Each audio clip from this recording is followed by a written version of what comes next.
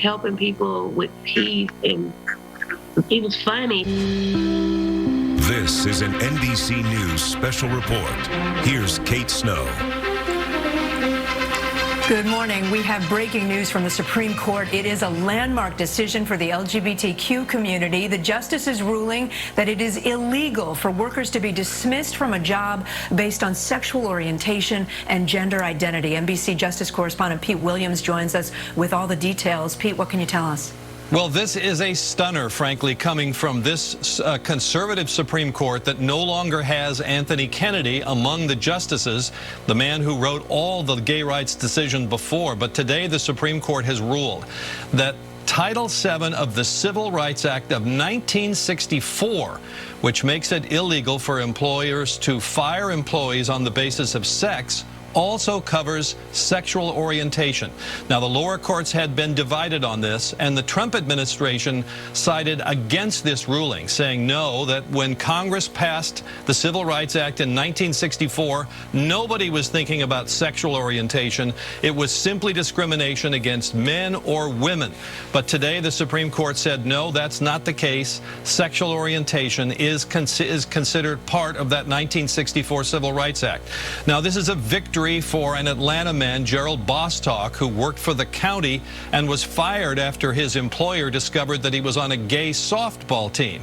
He sued, and the lower court said, sorry, you can't sue under the Civil Rights Act. It doesn't cover sexual orientation. And today the Supreme Court said that's wrong. It's an issue that had divided the lower courts.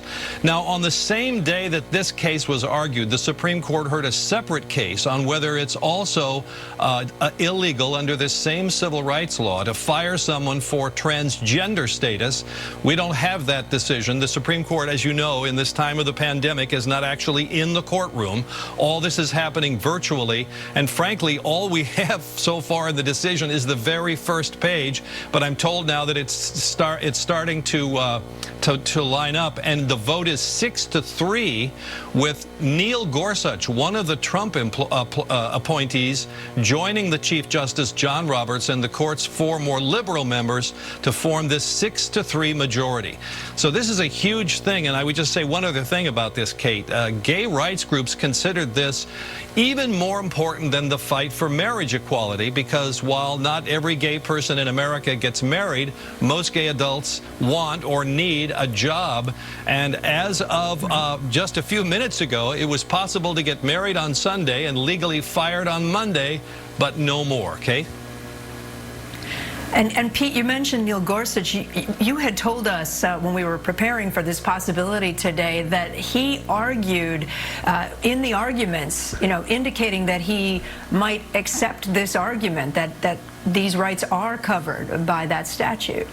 Yeah, he said that actually more in the transgender argument, but he seemed to be among the conservatives the one that was distantly possible to maybe be peeled away to join the majority, and that's what he's done here.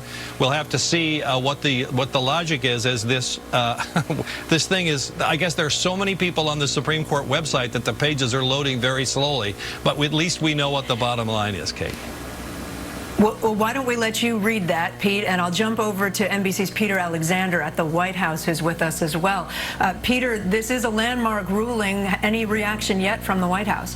No, Kate. Actually, we just reached out to the White House moments ago. We haven't heard from them yet. The president's been tweeting on other topics over the course of this day. This has not been top of mind from him. But, LGBTQ activists and allies have said there really has been this whiplash between the Obama administration and the Trump administration in terms of their policies on issues related to the gay community. So this will certainly be hailed as a victory in those communities.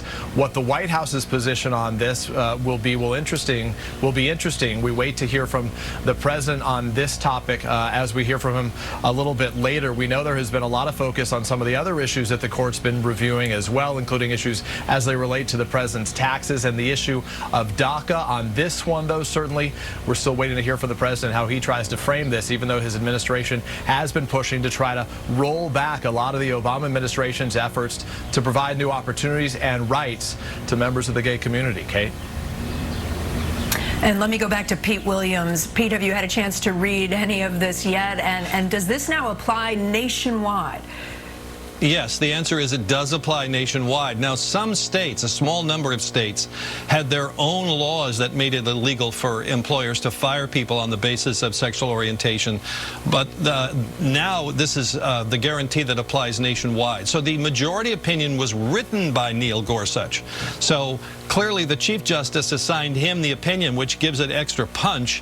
And let me just read a couple of lines from what he says. He says, sometimes small gestures can have unexpected consequences. Major initiatives practically guarantee them. In our time, few pieces of federal legislation rank in significance with the Civil Rights Act of 1964.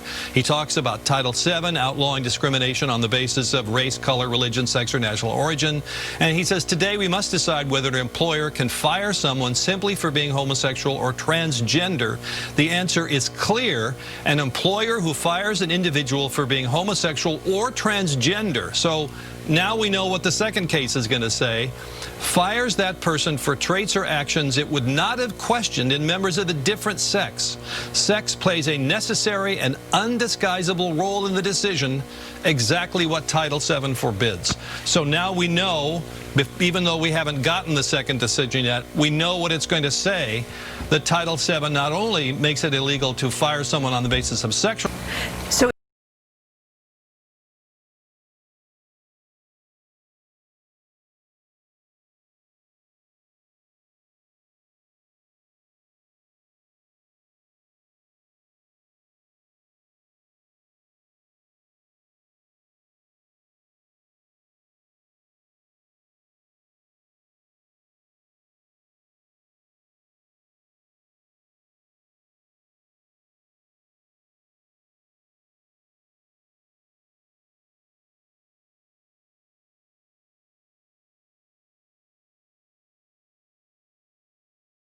in other words, this is not just affecting one community, Pete. This is affecting two broad communities. We're now talking about sexual orientation and gender identity being protected by that statute.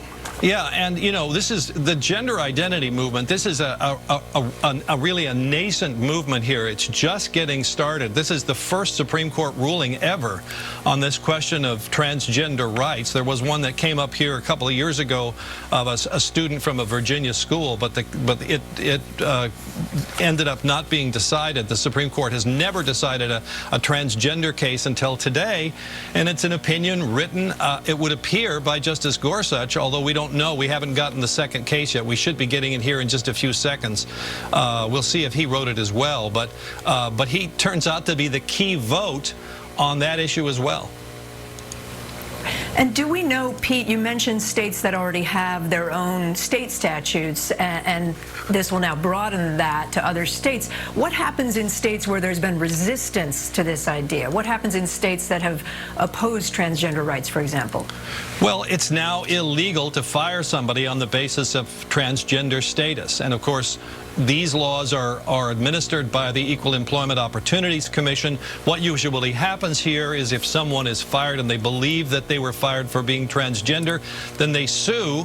And, you know, depending on where you lived up until today, you might or might not win if you lived in a state that had that coverage, or if you lived in a state that was in the federal circuit where the courts had said you can't do that. Now it's true nationwide. There will be so much reaction to this today. I'm sure it's, I can't check my email right now, Pete, but I'm sure it's already pouring in from LGBTQ groups, advocacy groups. This is something they have, as you mentioned, been fighting for, perhaps even more important and significant than same-sex marriage was. Advocacy groups had said all along throughout this case, a gay person can get legally married on Sunday and get fired on Monday. That was their point when this case was being considered. And pardon me for looking away from you, but I'm waiting. We all are staring at the court's website for the next decision to come up. They're supposed to come every 10 minutes, but it still hasn't been posted. But I can't emphasize enough what a stunner this is, that, you know, if Anthony Kennedy had still been on the court, then perhaps we would have expected this decision. But he's gone, replaced by a justice who's much more conservative, Brett Kavanaugh. Of course, Antonin Scalia died of a heart problem, and he was replaced by Neil Gorsuch. So, you know, can you imagine Antonin Scalia writing this decision? I don't know about that. But here comes Neil Gorsuch. Now, I will say this. Those people who were what they call textualists, who believe that you decide cases based on what the law says, did put their hopes in Neil Gorsuch. Because while it is true, indisputably, both sides here agreed that when Congress was debating the Civil Rights Act in 1964, nobody in the Congress was thinking about transgender status or sexual orientation. That's a for sure. Do you think it reflects in some ways, Pete? I'm told now, I just realized now that it's that the two decisions are combined together. So now we know that for sure it is 6-3 on both cases. But the hope was that Neil Gorsuch would say, it doesn't matter what was in the mind of Congress. All we care about is the words of the text of the statute. And that's why there was some hope that he might provide the controlling vote, and he has. Right, not just the controlling vote, but actually written the opinion, you said. Well, and not just the controlling vote, but given them, 5-4 would have won. 6-3 is a much bigger victory. Right. Does that speak to, you cover the court, you've covered the court for years, Pete. Does that speak to where we are as a culture right now? Can we read into this that perhaps culturally and societally we are more in favor of LGBTQ rights?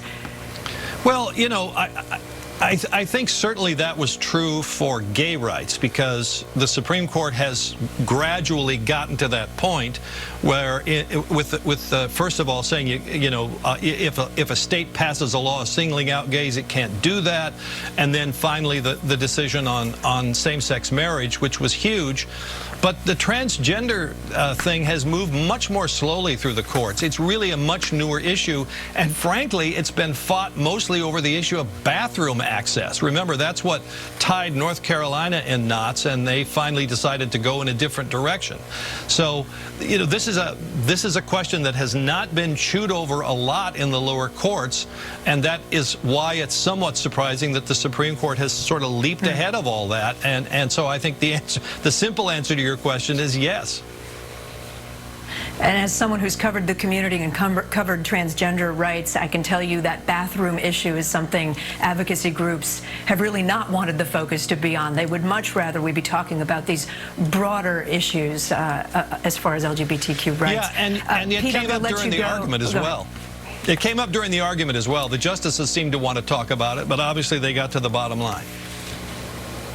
Just to recap, a 6-3 decision out of the Supreme Court today, a landmark ruling banning discrimination in the workplace against anyone who is gay, anyone who is transgender. We will have so much more on MSNBC throughout the day, on NBC News Now, our digital channel, and also a full wrap-up, of course, on NBC Nightly News this evening. But for now, we'll return you to your regular programming. I'm Kate Snow. This has been an NBC News Special Report.